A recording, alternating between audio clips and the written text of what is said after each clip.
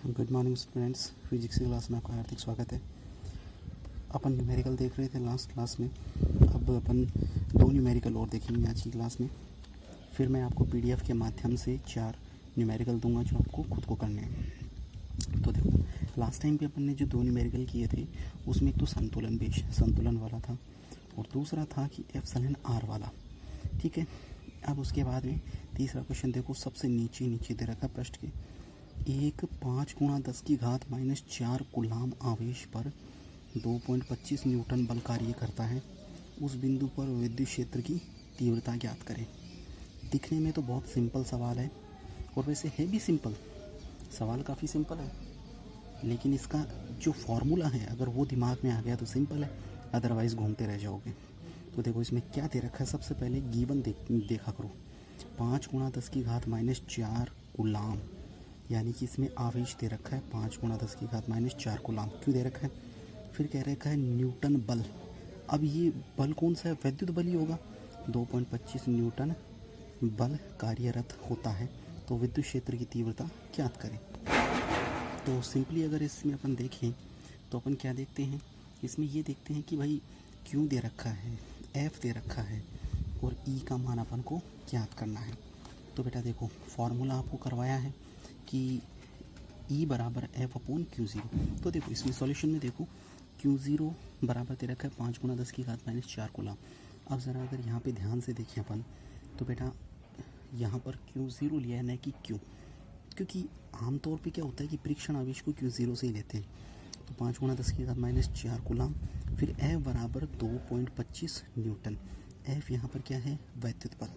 अब चूँकि विद्युत क्षेत्र की तीव्रता E बराबर होता है F अपॉन Q0, जो कि फॉर्मूला आपको लिखाया गया है। तो F का मान 2.25 न्यूटन और Q0 को 5 गुणा 10 की घात -4। अब देखो इसके सॉल्यूशन में यहाँ से 10 की घात -4 ऊपर गया तो 10 की घात +4 और इसको 5 से काटा तो ये कितना आएगा? 0.45। तो फिर इसका आंसर कितना आ जाएगा? इसका आंसर आएगा 4.5 गुणा 10 की घात 3 न्यूटन प्रति कूलाम। ठीक है।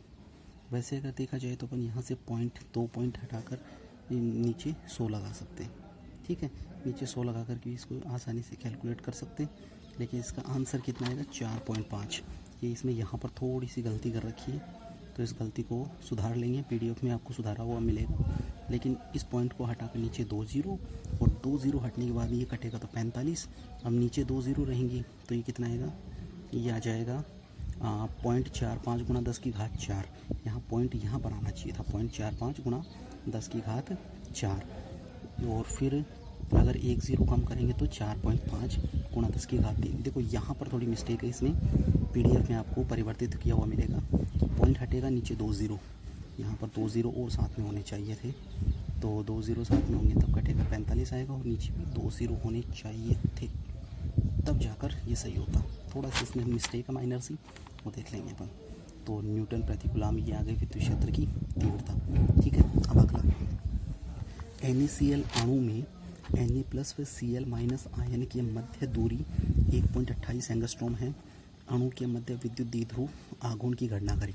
अब बेटा देखो, ये अगर आपके सब्जेक्टिव पेपर में आता है, यानी आपके 12th स्टैंडर्ड में आता है, तब तो ये आपको सीधा करना है, द्विध्रुव आघूर्ण P बराबर Q × 2A। लेकिन कंपटीशन में आ गया तो आपको चेक करना पड़ेगा कि क्या ये विद्युत द्विध्रुव है। भाई विद्युत द्विध्रुव की परिभाषा क्या बताई थी? दो समान परिमाण की और विपरीत प्रकृति। समान परिमाण देखो, प्लस है एक माइनस है, परिमाण समान है, एक के ऊपर +1 है और एक के ऊपर -1 है, लेकिन विपरीत प्रकृति है, बिल्कुल है। और उनके मध्य दूरी कैसी हो? अति अल्प। ध्यान रखना, उनके मध्य दूरी कैसी होनी चाहिए? अति अल्प। अगर अति अल्प दूरी है तो फिर वो क्या कहलाएगा? विद्युत द्विध्रुव। अब देखो इनके मध्य दूरी कितनी है? 1.28 एंगस्ट्रॉम। अब 1.28 एंगस्ट्रॉम कितनी? एंगस्ट्रॉम का मतलब होता है 10 की घात -10 मीटर। तो यानी ये बहुत छोटी दूरी है। इसका मतलब हाँ, ये भाई विद्युत द्विध्रुव है। तो कंपटीशन एग्जाम में ये भी पूछ सकता है क्या ये विद्युत द्विध्रुव है? सब्जेक्टिव में भी पूछ सकता है जो आपकी 12th स्टैंडर्ड में। तो देखो एक सवाल से दूसरा सवाल भी बन गया कि क्या ये NaCl का अणु है वो विद्युत द्विध्रुव है? ये भी हो सकता है, बिल्कुल है, क्योंकि एक प्लस है एक माइनस है, दोनों समान परिमाण है और प्रकृति विपरीत है। और उनके बीच की दूरी भी कैसी है, अति अल्प है। तो विद्युत द्विध्रुव आघूर्ण ज्ञात करें। तो विद्युत द्विध्रुव आघूर्ण का फॉर्मूला होता है P बराबर Q इंटू 2A। पहले देखो गिवन क्या है, प्लस एक आवेश और माइनस एक आवेश। अब बहुत सारे बच्चे ये कंफ्यूज होंगे कि भाई इसमें आवेश तो दे ही नहीं रखा। बेटा एक प्लस है एक माइनस है, प्लस का मतलब प्रोटॉन और माइनस का मतलब इलेक्ट्रॉन, यही होता है, केमिस्ट्री में पढ़ा होगा, प्रोटॉन और इलेक्ट्रॉन। चलो प्रोटॉन को गोली मारो, यहाँ पे ए माइनस है, माइनस का मतलब इलेक्ट्रॉन है, और इलेक्ट्रॉन पे आवेश कितना होता है 1.6 गुणा 10 की घात माइनस 19। तो यहाँ देखो क्यू बराबर 1.6 गुणा 10 की घात माइनस 19 गुलाम। और इनके बीच की दूरी, अब याद रखना, ध्यान रखना, बहुत सारे बच्चे ऐसे कन्फ्यूज होंगे सर ये दूरी 2a है या a है। बेटा देखो विद्युत द्विध्रुव के मध्य की दूरी अपन ने 2a मानी है, तो ये 2a के बराबर ही होगी, न कि a के बराबर होगी। बहुत सारे बच्चे कंफ्यूज होते हैं इसमें कि सर a बराबर ये लिख देते हैं फिर इसको 2 से गुणा करते हैं। नहीं, जो स्टैंडर्ड आपको परिभाषा करवाई है उसमें क्या था, दोनों के बीच की दूरी 2a है। तो ये कितनी दूरी हो गई 2a। तो 2a कितने हैं 1.28 एंगस्ट्रॉम।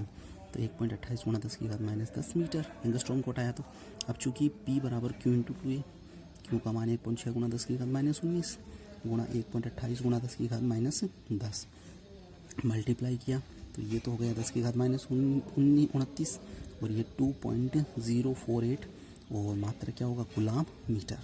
तो ये निकाल दिया अपन ने विद्युत द्विध्रुव आघूर्ण। ठीक है, तो ये तो 4 न्यूमेरिकल कंप्लीट हुए जो इम्पोर्टेंट थे। अब 4 न्यूमेरिकल आपको PDF के माध्यम से मिल जाएंगे और अगले लेक्चर में अपन करेंगे चैप्टर नंबर 2। इनको अच्छी तरह से प्रिपेयर कर लेना।